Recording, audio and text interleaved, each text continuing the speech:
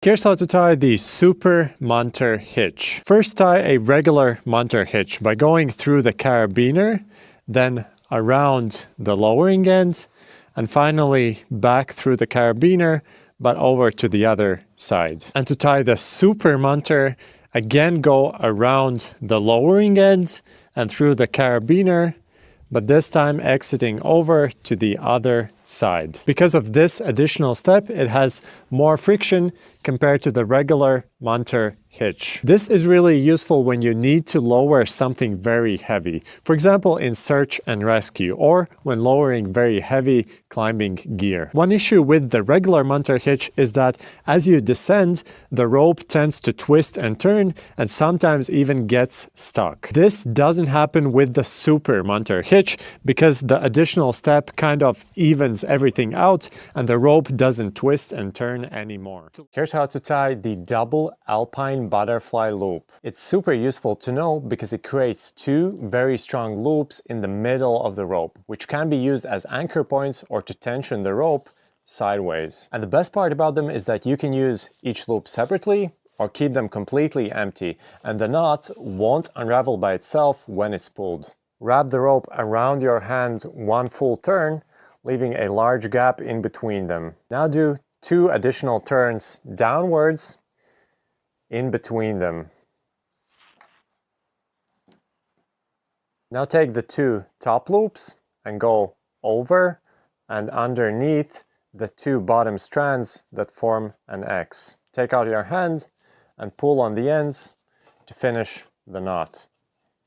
But before using it, make sure to tighten and dress it very tightly so that the loops don't come undone when they're pulled. Here's how to tie the Zeppelin bend knot. Start by creating a bight at the end of each rope and create 2 loops. The first one should be facing downwards and the other one should be facing upwards. Now take the one that's facing upwards and place it over the one that's facing downwards. Take the end of the first rope and go through the place where both of them intersect. Now take the end of the other rope and do the same thing, just from the other end.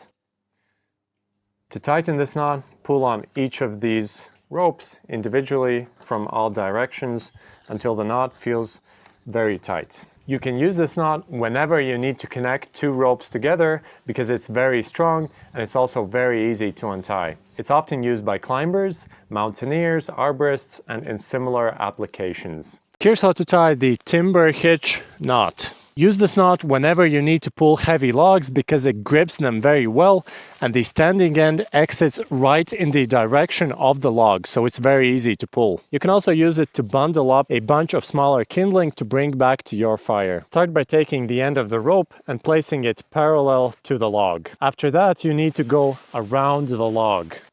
Then go underneath the standing end and underneath itself.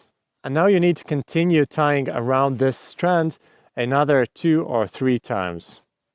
Tighten it as much as you can and you're pretty much good to go. Here's how to tie the Ashley stopper knot, sometimes also referred to as the oysterman's knot. Start by creating a medium-sized bight near the end of the rope. Then fold it down like this and make the left loop slightly larger than the other one. Now pass the larger loop through the smaller one and tighten this knot.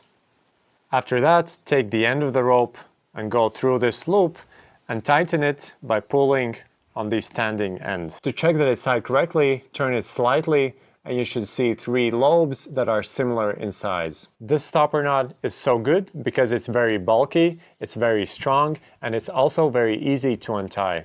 Here's how to tie the double Fisherman's knot. It's used to create a very strong connection between 2 ropes of similar diameters. Start by placing the ends of each rope next to each other. Put your thumb on the first rope and go around it with the second one. Now go around it once again, this time forming an X. Finally, take out your thumb and pass the working end through both of these loops.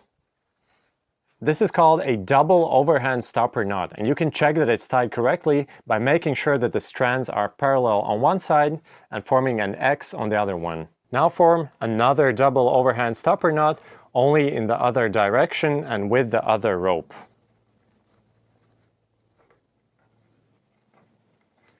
To finish the knot, pull on both ends of the rope. This connection is so strong that it can be used for life-threatening situations. For example, you can connect two shorter ropes and then use it for rock climbing. Just make sure to leave the ends at least a few inches long to account for slippage, because as you tighten the knot, the ends can shorten a bit, especially under very heavy loads. It's a bit hard to untie, but not impossible to do with a bit of patience. If you want to learn other useful knots, make sure to subscribe. Thanks for watching, and I'll see you next time.